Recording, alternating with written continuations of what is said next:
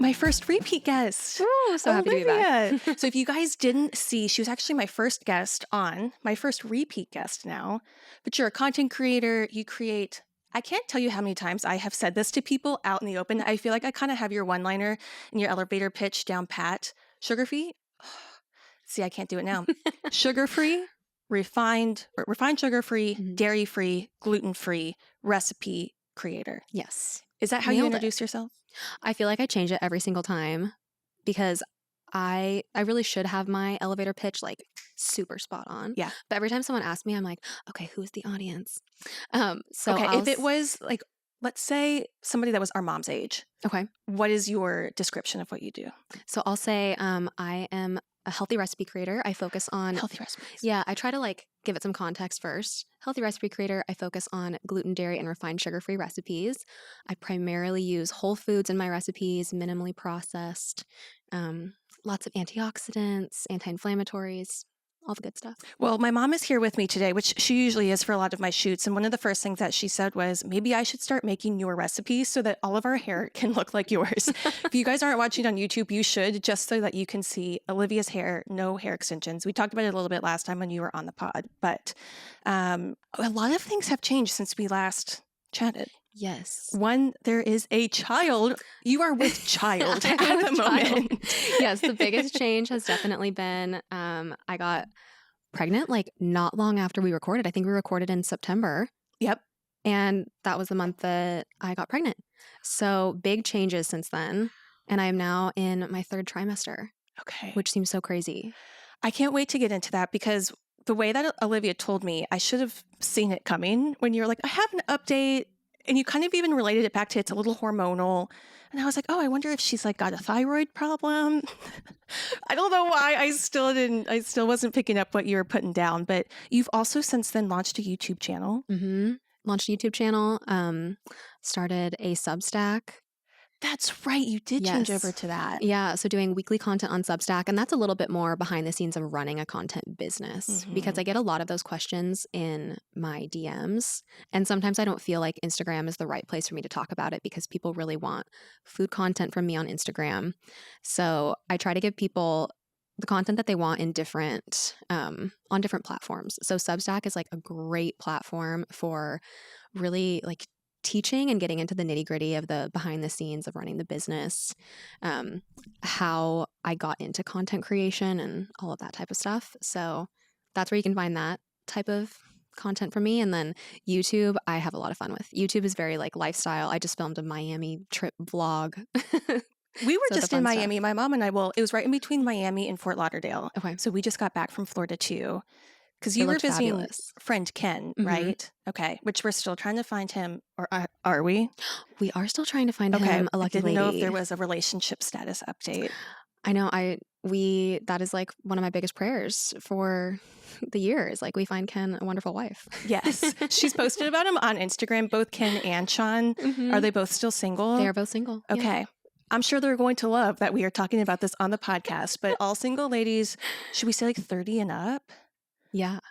Okay. Yeah. Should I just like blast their ages, right? Like Ken is 37. Okay. Or no, 38. And then Sean is 41. Okay. So ladies, looking for a man. Yes. In that age range. They love the Lord. They're well established. 30 and up. That feels safe.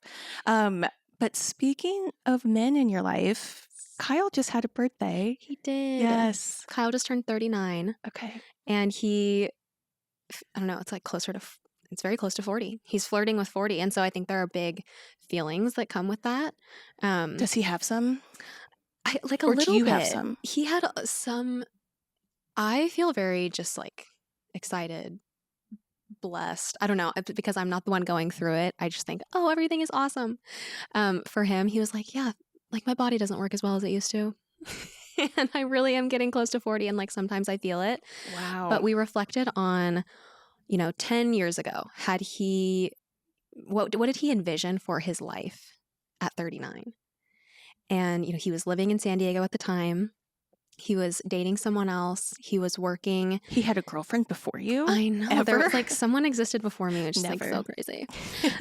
I'm sure she was wonderful. But he was working at it had been a startup, but it grew so much that it was very much feeling like a big corporate company. So just like completely I didn't know different. that. Yeah.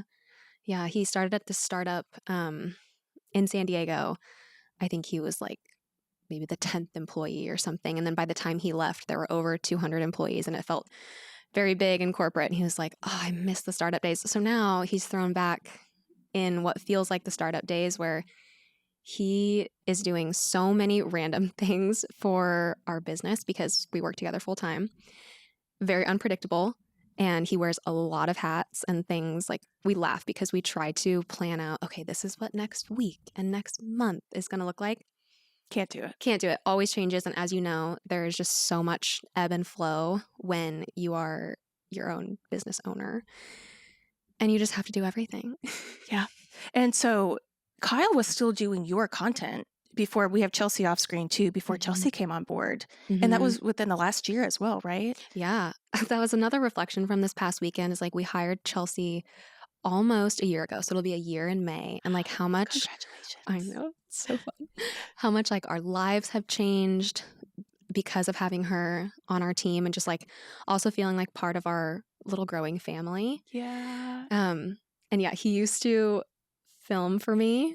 And we are very grateful that we don't film together anymore. I'm sure that's a lot less small, heated discussions. Yeah, we had different styles, like different creative energy that we would bring to a project. And it's probably better for our marriage that we have like kind of run into our own separate lanes within the business where there's less, I mean, it's still very collaborative, but it's like he can own things.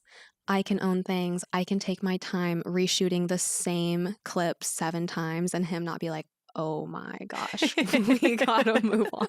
That was a good snap. Oh, thank you. I've had to learn to snap over the years. My mom was always a good snapper, but I've had to get better over the years. What's interesting, so obviously you and I are friends, but every once in a while I'll have a Kyle run-in when, we're at dinner or something. But I feel like, was it last week? So we have a mutual business coach, Amy. And so you introduced Amy to me. We all went out to dinner because Amy came in from Portugal. And Kyle ended up at the tail end of the dinner. And there was all these women there, which I loved talking with them during the dinner. But really speaking with Kyle was kind of the highlight. Oh, I Yeah, love that. it was really fun. We got to probably chat for at least 20 minutes, but I got to see a little bit more into your life about how you guys work together. Because, I mean, you are what we have in common. So we just talked about business. Like you and I actually don't talk about business too much. But when Kyle came into the picture that night at dinner, and it was just really cool to be able to see how you guys do work together. Kind of like you guys are similar in your demeanors and your personalities, but I can see how your brain works a little bit differently after chatting with him more. Yeah, that's been a big takeaway from working together is like we will be looking at the exact same thing and seeing it so differently. And thankfully we have a lot of synchronicity and like a lot of respect for the way that the other person thinks about things. So we're not like critical of this difference in the way that we view things and how we approach different topics. But I am so grateful that he doesn't see things exactly like I do because he brings so much strategy and operation and systematizing things into our business because I'm a little bit more of a free-flowing creative where I'll have an idea this week and then I start to execute on it and maybe I get like a little awry from the original plan and I just keep and he's like, okay, no, we need a system for this. If this is something that you want to be serious about, like we're gonna get you on track and like we're gonna put it, we can't keep using notebooks. Like I love a notebook. You do have a good journal recommendation too. I I do love my journals, but yeah, he adds a lot of order to everything, which I appreciate. Which is interesting because your previous life, you were an accountant, correct? And worked for Pricewaterhouse, which is very strategic, organized, put together. But when it comes to the creative world, you're more free flowing. It's a little bit harder for me to like bounce in between the two, I guess. And for the longest time, totally relate to that, actually. It's like that context switching all the time where you're like, okay, I'm in my creative flow and like, nope, now I need to shift back to business Olivia. So when I'm in that creative, I can kind of let it take over. And then Kyle helps me switch back into how are we thinking about this strategically? Is there a system that we can put in place around this so that every single week you're not coming up with like, I don't know, there's not the burden of new creative needing to flow. So yeah, it's been nice to be able to be both in Yeah. this industry, like super creative, but also run a business. Yeah. That's a good way to put it, because I was talking to my mom even maybe just like last month. And so my major was economics and I minored in math and statistics, but I feel like because I haven't continued to use that side of my brain, I feel like I've just really enhanced the creative part. It is hard for me unless I have an entire day to focus on tasks like that. It is hard for me to be like, okay, I have to step into the operational side of my brain, but then back into the creative with the podcasting stuff. So I have to set like an entire day if it's going to be more admin tasks, because otherwise it takes twice as long to get anything done. And then I can't really get back into the creative aspect of stuff. Totally. So I really relate to that. Did you read Amy, our business coach, has a newsletter on Substack called Preya Books, but did you read her energy audit newsletter? Yes. And I brought that up to her in our That was next so session. good. Where do you feel like in your business what drains your energy, like takes the most out of you? I don't have to do it too often any longer, but if I have to sit down and edit a client's podcast, it just is not where my brain thrives. So I do have most of the time, like 9/10 of the time, I have my audio and video engineers, and I have Priscilla off screen too that does my own stuff. Editing in my brain just like kills all creativity. Now, what I love doing, this is actually sort of funny. For clients, a lot of times I will do the research for the guest that the client will be interviewing. And so even more than the outlining of the questions, I do a 15-minute phone call before an interview with the guest for the client. And I love that 15-minute phone call. It's a very human touch point. I know that the people that are on a lot of my clients' podcasts they're busy. You know, they have pretty large followings as it is, but having that 15 minutes for them it's almost like they actually take the time to slow down in that 15 or 20 minutes to see how far they've come. Because a lot of times we're just moving so quickly. And so I feel like being able to ask reflective questions in those pre-calls is some of my favorite part of what I do. I love the length of that call too. Like Yes. 15 minutes is something that I feel like I can really get into a lot and it doesn't feel oppressive. Like, oh my gosh, if I have to talk about myself for an hour on a discovery call, then I start like spinning a little bit and like, what are we really going to get into? But 15 minutes, oh, that's nice. You can be really on. Quick questions. And I tell them ahead of time, this is what I'm going to be asking. This is why. Let's try to get you off just so you can kind of return to your day. But they kind of light up. And it's really a fun exchange. Sometimes it does go longer if people are enjoying the conversation enough, but I actually, from a strategy perspective, don't want people divulging too much. There's sort of this balance in the art of a conversation, in my opinion, where you want to be prepped so you feel confident in your answers, but you're not giving a canned response. And there is sort of that balance of asking just enough questions to get the data that we need, but not too much that by the time that they hop on the call, they feel like they've rehearsed it in their brain 10 times. So that's probably what I love doing the most and the least in my business. Yeah. My sister was one of my very first hires, and she was kind of my Kyle. Yeah. She put a lot of systems to it. She put a lot of things in place. She took a lot off my plate. That was the first time I feel like I actually had a business, not just kind of the side hustle thing that I was building up. And then Austin's book.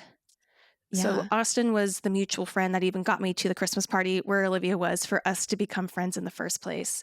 But he has a book on, I think it's like the 2-week vacation. And he always says, if you can't go on vacation for 2 weeks and your business can't run and grow without you, it's not truly like a thriving business.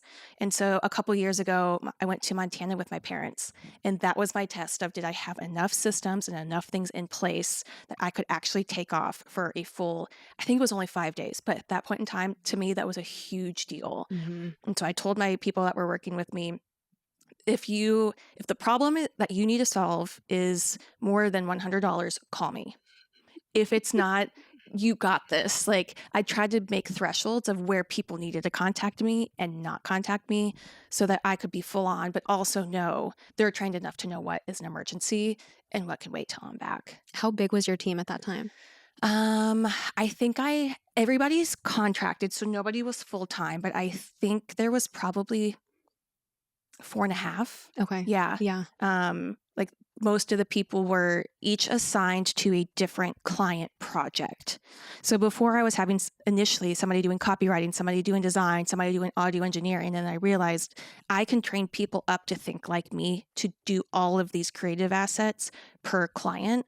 I would have rather them learn the voice of the client and the brand versus just that one skill set across multiple brands. That's so smart, because then you really get a tailored experience for each client and everyone's voice isn't sounding the same. Exactly. And that I think is what sets our agency apart is we're not just going to present to you a reel that's going to look like everybody else's that you can post on social media or questions that just came from a press kit. We learn the voice of the brand because it will be an extension of them.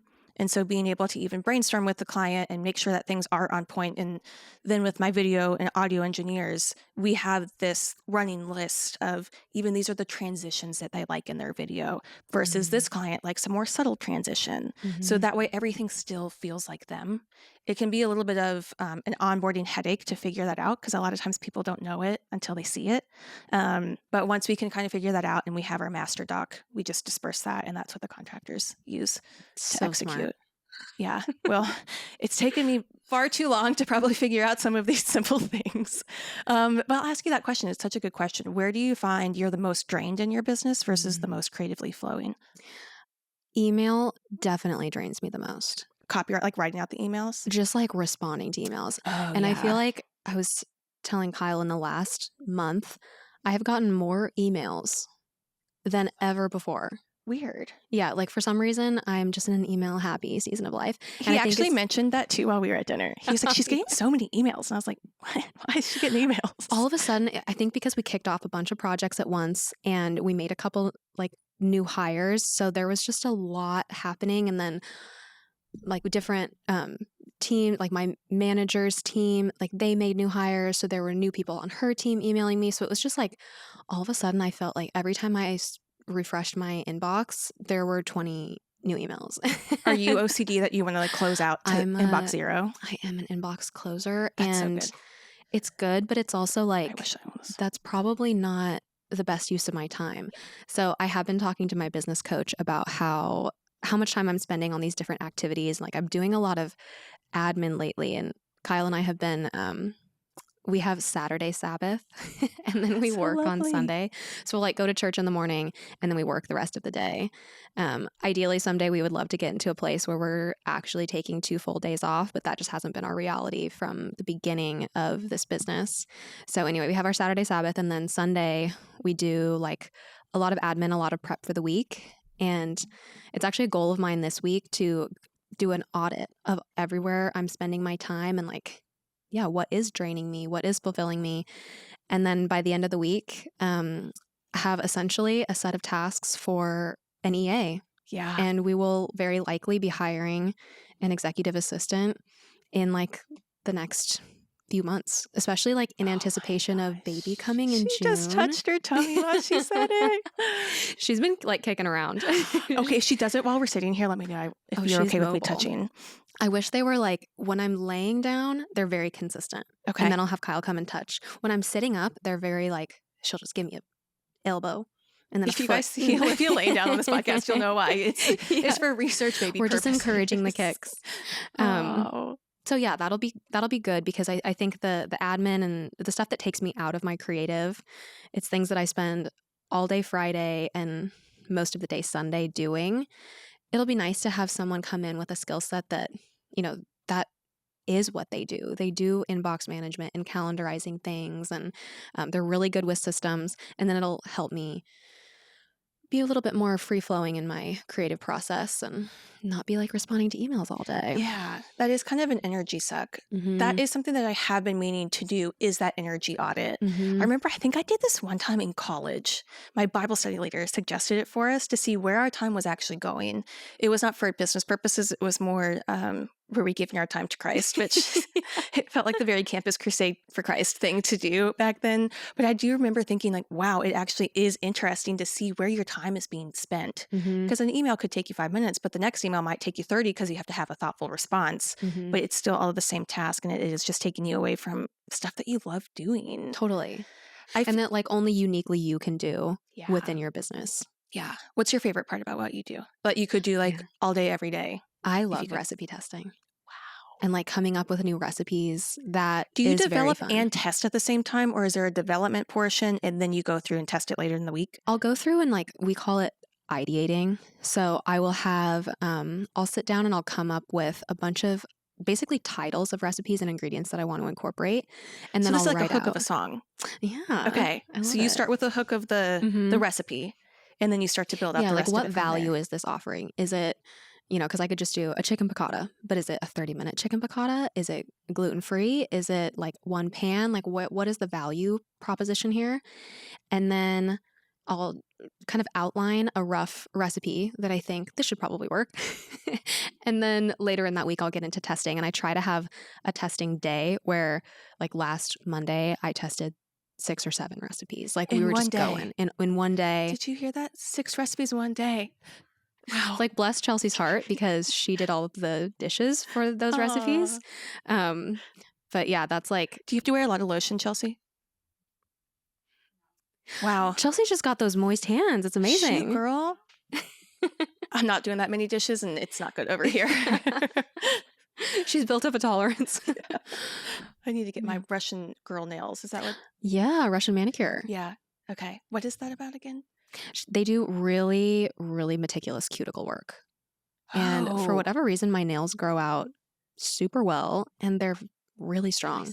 Yeah. Oh, they're lovely. Do you have a good high to low maintenance hack that you do to get out of the house, but that you feel put together? One thing that I was doing a couple months ago that I really should bring back into the routine because I liked it a lot. The heatless curls. You look like George Washington. How is that so journey insane. for you? But I haven't done them in a bit because I always shower at night. And I have to remember that I need to like shower earlier in the day because you can't. The fact that you don't blow dry your hair, like doesn't. My mom off screen is like mind blowing. I probably blow dry my hair 2 or 3 times a year, and it's like in a pinch. Like, oh my gosh, I need to wash it so bad, and I have to be in the bed in 3 hours. I have spent cumulatively over my lifespan blow drying my hair. For it to look a tenth as good as your hair. It's very funny. Oh, thank you. And sad, but mostly funny. We're laughing but crying. Yeah. So the heatless curls, though. Those were so nice. Like I thought they were really funny. When I would like see videos of them on TikTok, I'd be like, oh my gosh, this looks so insane. But people's results were so good. Yeah. So that I really did. I liked that. And I need to bring it back into my routine because it's so easy. Facials. So I go to this girl here in Austin. Her studio is called Laurel Corinne Studio. Okay. And her name is Laurel. She started the studio. I probably see her, it's like between 4 to 6 weeks now. And I go and I get her signature facial. Okay. And there's a lot of like magic that's going on. I don't exactly know everything that's happening, but one thing that she does is dermaplaning. Ooh. And that has been so weird. It like kind of almost, it's like an abrasion on your face almost. It like removes she basically shaves your face. And it's like this little tiny razor and she just goes and does these tiny little strokes all over your face. So it removes like the top layer of skin and just any dead skin cells and then peach fuzz. So your products are soaking in so much deeper into your skin. So you're getting like a little bit more bang for your buck out of your skincare. And then also my makeup applies so smooth. Really? And it looks so good like that week, 2 weeks after I get a facial. So I feel like that's a really good high maintenance to be low maintenance. And then another thing that I have done in the past with her is a BBL facial. Ooh. And that I don't think I can do while I'm pregnant, but either way, Does it was BBL mean something else in a different context? It's the Brazilian butt lift. Yeah. So I have to be clear when I say I got a BBL. It's like a BBL facial. That's why I was like, wait a second.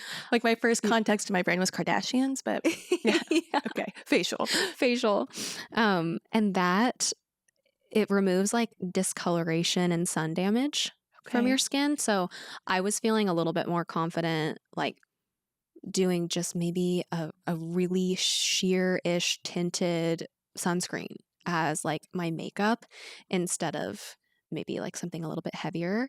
So that was another high maintenance to be low maintenance. So I didn't learn this until my 30s that my mom had all these life rules, which she will be on later today when I record with her.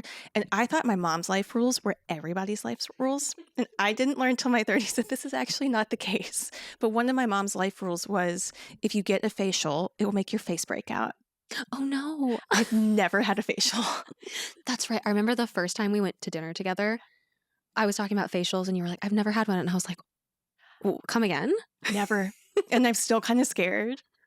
Well, I love that you went like you're like, I'm gonna do Botox, but like still had never done a facial. Like that's so much scarier to me. my linearity of my journey of life is not very linear, but that's such a good point because when I got my Botox done, I was terrified because I didn't have anything to kind of compare it to, not even a facial. And so I'll have to show off screen too, or maybe we'll put up pictures on YouTube. So I really did like the Botox, but what I really enjoyed even more was the PRP under my eyes. That's right. And that was one of the most painful things I have ever done. But it's more of a natural thing because they just take your blood, spin it, and then they put it back onto your eyes. And that to me was almost more worth it than the Botox. Interesting. So kind of going back to, I don't really like the idea of doing things to my body that are what it was kind of made for. Mhm. So what I didn't realize was with Botox, obviously your muscles in your face will droop, but it paralyzes it and makes it do the opposite. So that's why it looks like it lifts up. So it injects something to make your muscles do the opposite of what they were made to do. Interesting. Okay. And when she explained it, I was like, I don't know if I like the thought of that. So I think the next time I go in, I'll probably get a little less. We'll use your word, flirting with the idea of filler because, she had suggested that too. But by the end of that session, so we did Botox and then she did do this. It was almost surface level Botox. So it doesn't go into the muscle, it just goes into the skin. And they just kind of put that. I don't think it does the exact same thing as dermaplaning, but kind of the same idea where it's just a surface level. I think it eliminates that outer level of skin. And then they did the PRP under my eyes. By the end of that session, I felt like I was going to crawl out of my actual skin that was already falling off as it was. But now that I've had time to sit with it, and I think most of the Botox has probably released from my body, I think the PRP will be my most consistent thing. Nice. And maybe facials. I was explaining to Kyle what PRP is. Yeah. He was like terrified. Yeah, I'm like the things that we do. It's the balance of I want to know what's happening, but I don't want to know too much of what's happening. Yeah. Like I want to look good, but maybe I don't need that much information. That's almost like that balance is a little bit how I'm approaching birth, where like, yes, I think it's good to know enough about what you're getting yourself into. So you can be prepared, but like, I don't want everyone's birth story. Yeah. And people really like to share the traumatic birth stories of like people that they loosely know. Have you had that happen? I've had a couple, and I've like talked to you about this, but I was very prayerful that God would bring people and stories into my life that were applicable for my experience. And like, what do I need to know as I start this journey? And this is going to relate like birth, parenting, motherhood, all of that, because there's so much information and it gets like really foggy and really overwhelming and very contradictory. Everyone has a different opinion. So yeah, I was just really prayerful that only what I needed to know from my experience was going to come to me. And that's such a good prayer. That was like maybe my best pregnancy tip, honestly. Yeah. And that's been really helpful. And I do feel like he's just surrounded me with people and stories that have been like uplifting, but also like preparing me, giving, this season of life, the right like weight. I don't want to say weight or burden, but just like really giving it what it deserves. Yeah.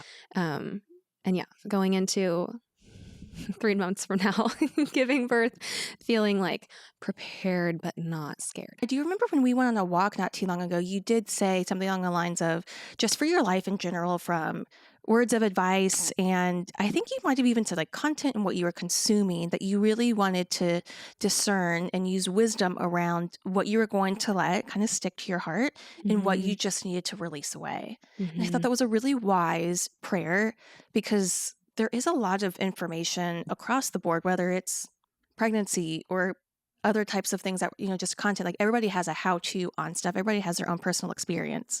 And there's times and places to say that and times and places not to say that. Mhm. So I thought that was just really wise of you to have even that discernment around, I want to pray this prayer so that what needs to come my way will stick with me and everything else can Mhm. kind of wipe away.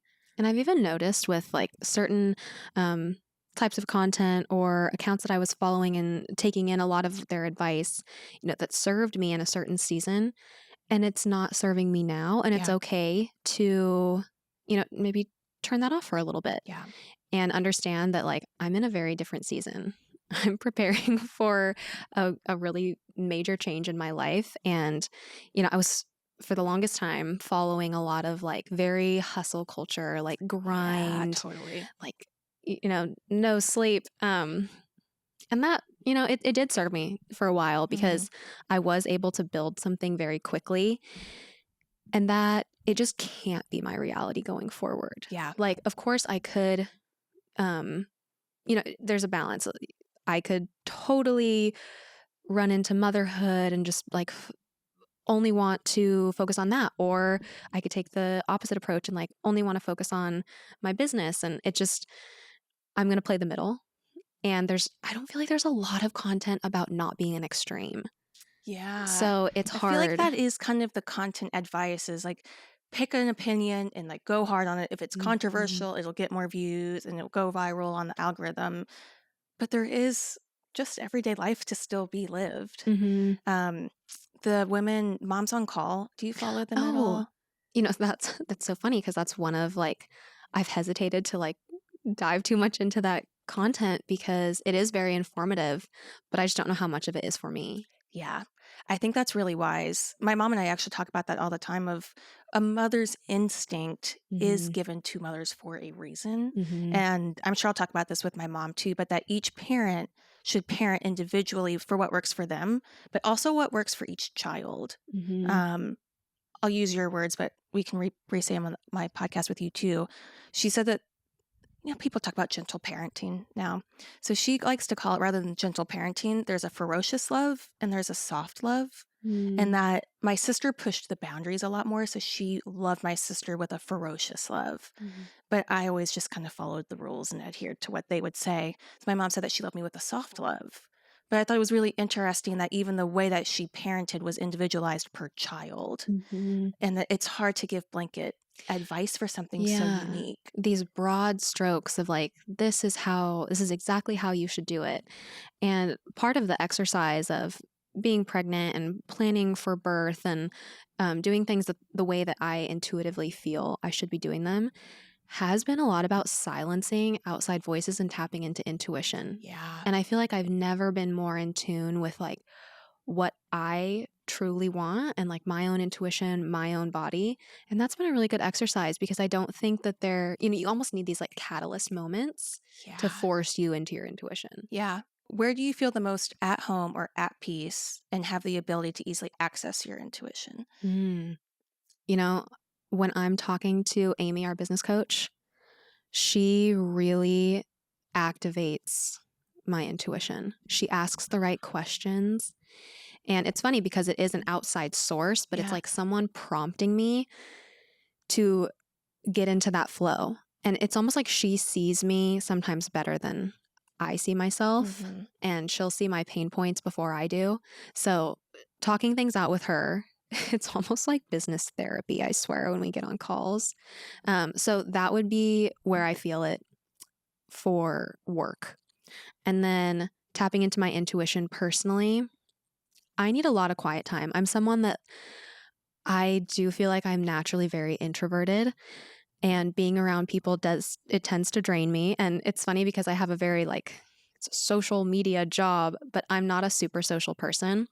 So in order for me to like really reset, really like fill my own cup, understand my own needs, a lot of decompressing time. Mhm. and time, like devotional time in the morning. I almost use my devotional journal as like a diary too, because I'll just kind of write down how I'm feeling and pray over those things. Mm. And yeah, I go back through my devotions and I'm like, this is literally like a diary.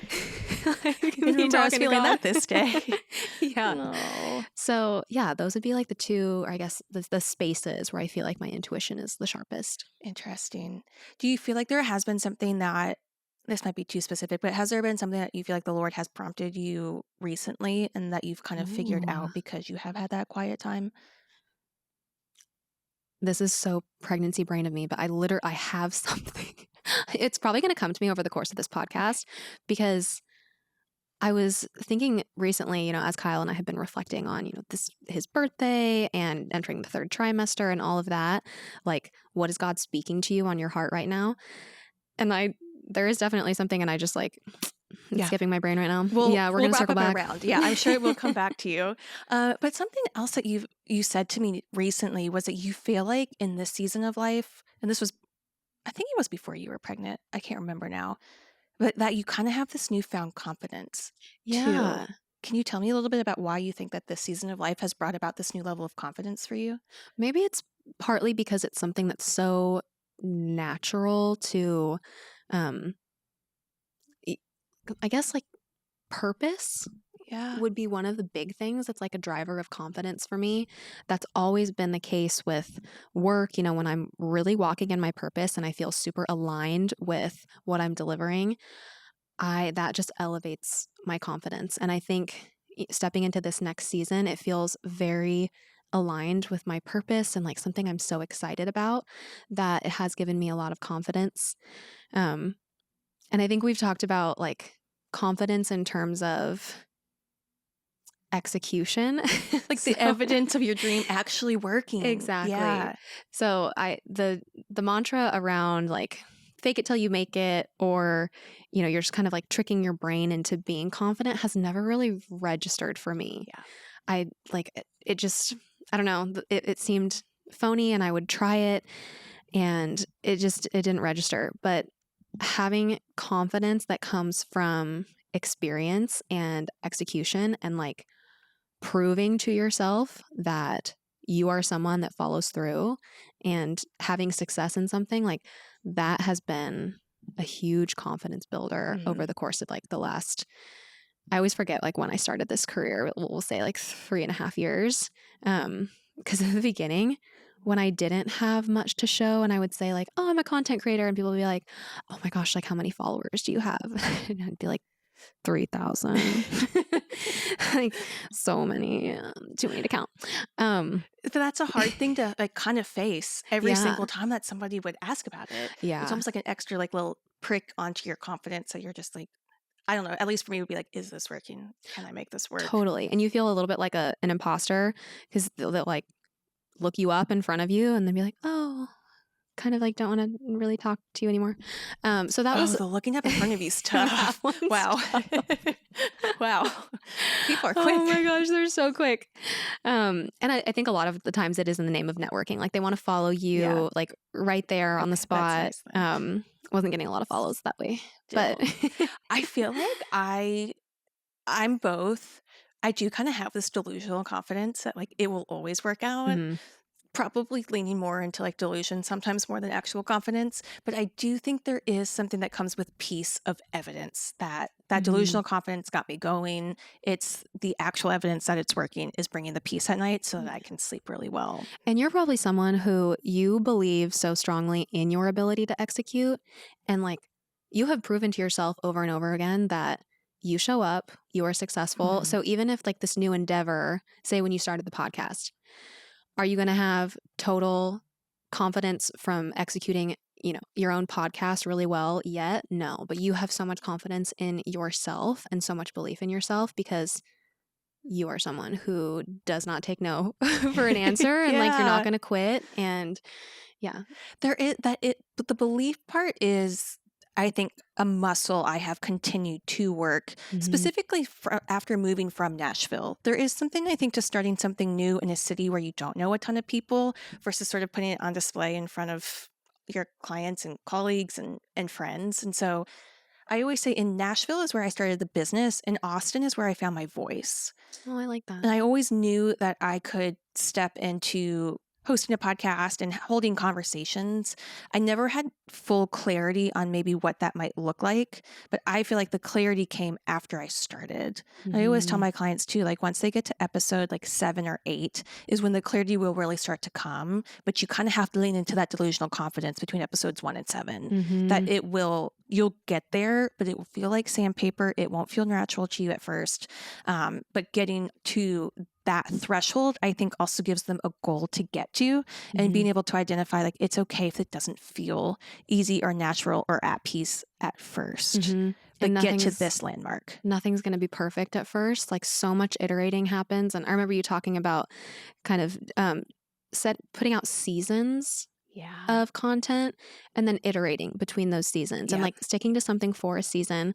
And that's actually been what I have done with my Substack. Like we're Yeah. nearing Q1 or we're there. Like we're finishing the end of Q1. And we just this last week did an overhaul on the vision that I have for that Substack. And like the newsletters that we were doing in Q1, they were very lifestyle, a little bit of behind the scenes of the business. Kind of, I don't know, if you wanted additional information about my life, like that's where you were going. But the vision in the future, I want it to be value add. I want to lead with value. I want every single newsletter to be super thoughtful and something that people have like really tangible takeaways from, not Yeah. just, oh, I read about your weekend. That was fun. hmm So the Which a vision has lot of changed. content creators do. And Totally. that's actually something that I was thinking through last night is even as I start to do some BTS of even the podcast days and podcast studio stuff, it's like, I think it would be cool for people to see the behind the scenes, but I keep thinking, what is the piece of value that I want them to walk away with? It'll be Hmm. entertaining and it'll have the visual element, but like, what are they walking away with that actually provides them some value as well? And it can be hard to dig into other aspects of your life because obviously your recipes provide so much value to people. It provides a healthy lifestyle. It provides, for me, I love that it's usually like a one pot recipe, so Hmm. that's less cleaning up, but to provide value in other areas as well, Substack, or if you end up getting into that into YouTube, it can be hard to continue to find that value add on different platforms. And yeah, what is the vision for each pillar and how is it serving your current community, but also like helping them grow? Yeah. What is the arc of your audience member? Where are they trying to Yeah. get to? And that was a big question that my business coach proposed to me at the beginning of the year. She was like, what are your audience members' goals? Yeah. And I was like, that is such a good question because I think a lot about my own goals and kind of like taking them through my trajectory. And what I really want to be doing is serving them and where they are trying to get. Yeah. And a lot of times there's synchronicity there. Like they follow me for a reason because they see themselves in aspects of my life. But how do I get current audience member from A to where they really want to go? And that was part of like this new vision for the Substack that's going to be a lot meatier and like what it's really like to run a content business or start a business. Doesn't necessarily have to be content creation, but I think I have like a lot of women with such an entrepreneurial spirit in my community, and I want to feed that. I want Yeah. to like give them takeaways that I can't really do in a 30-second recipe reel where I'm like trying to talk about the food, but I also want to give you some insight into other things.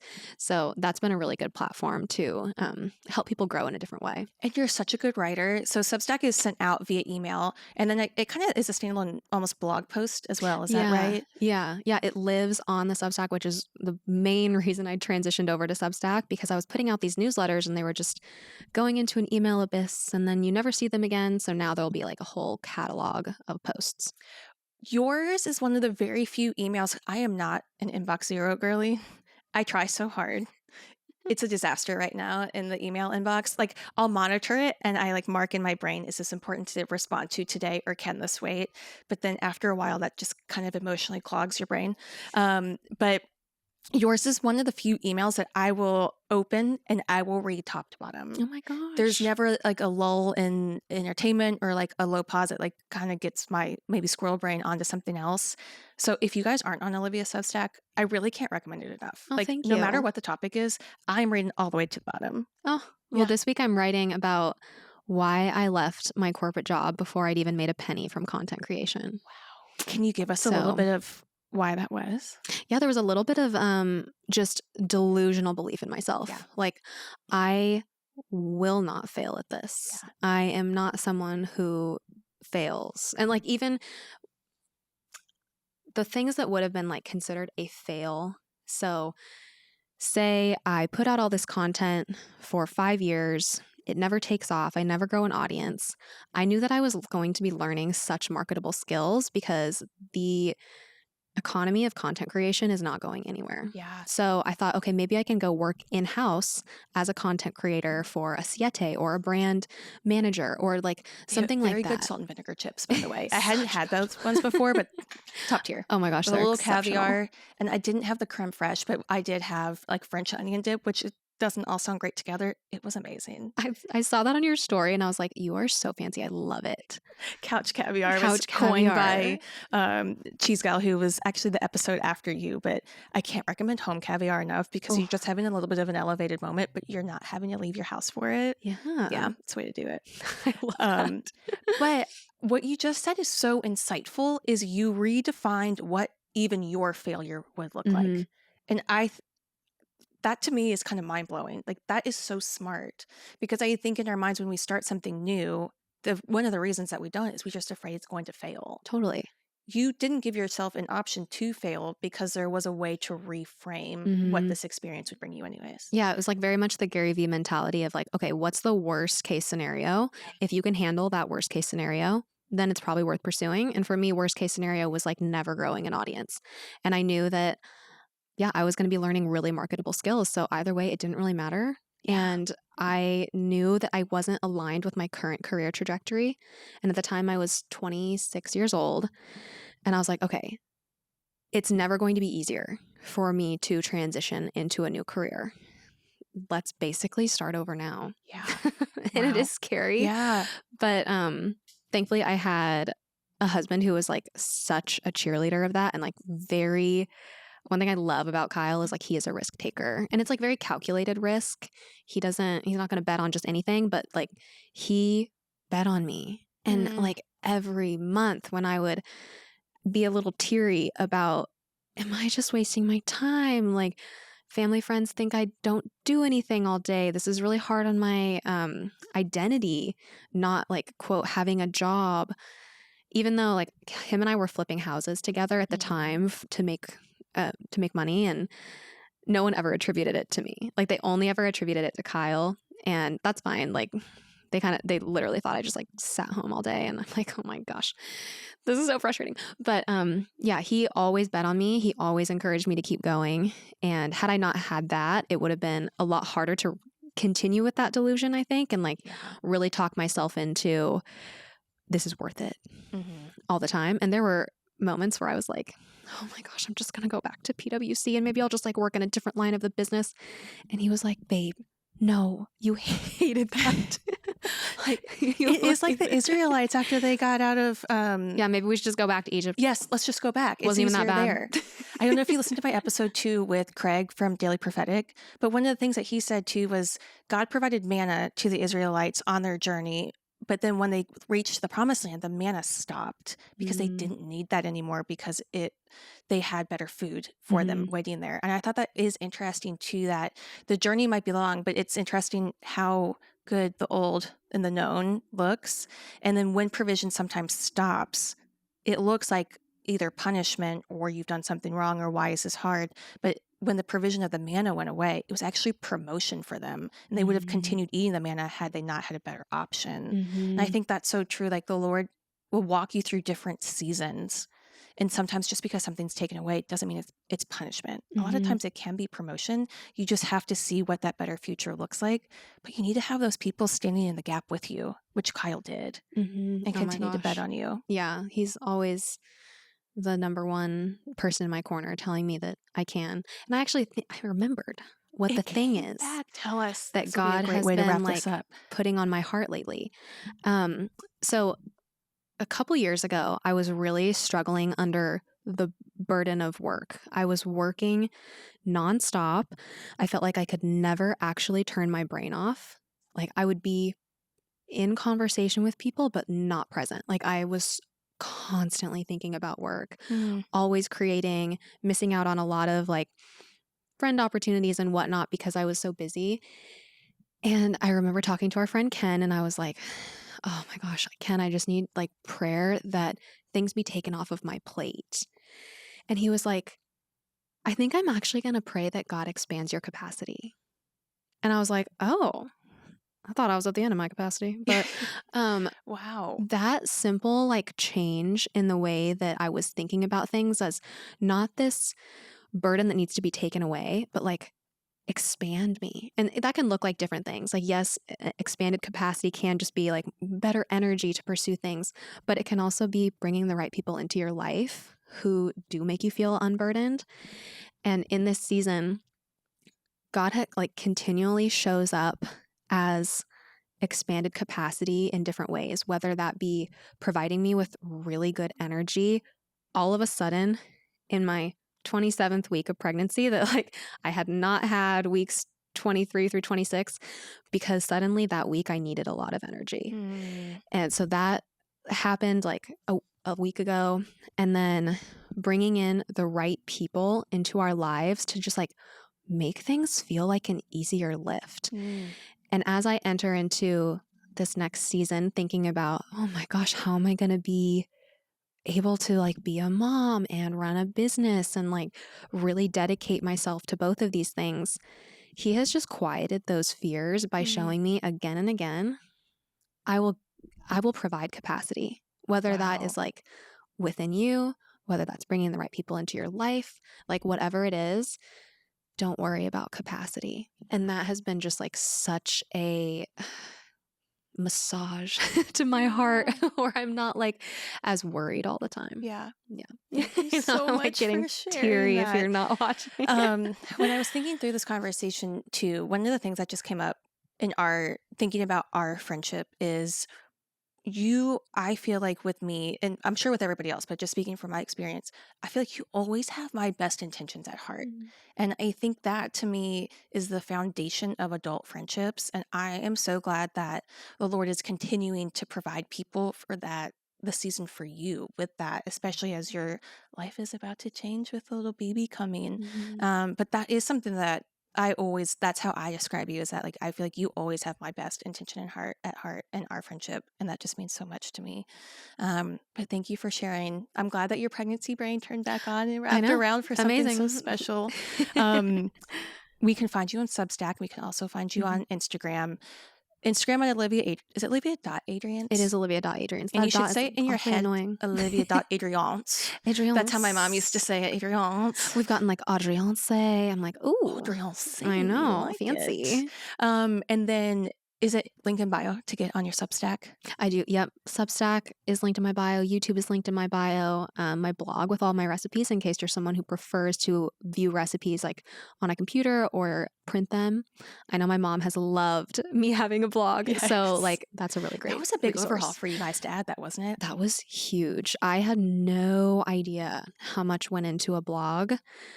Yeah, it's a lot. So, like, be be generous in your comments to like people who put recipes up on their blogs, because it's a lot of work. Yeah. And then you just released, since our last conversation, was it the protein forward diet ebook? Oh, so I released, oh my gosh, that's right, that happened too. Radiant Skin Reset, which was Yes. specifically because I have very acne prone skin, and that was my whole journey into learning how to cook for myself and landing on the diet that serves me now.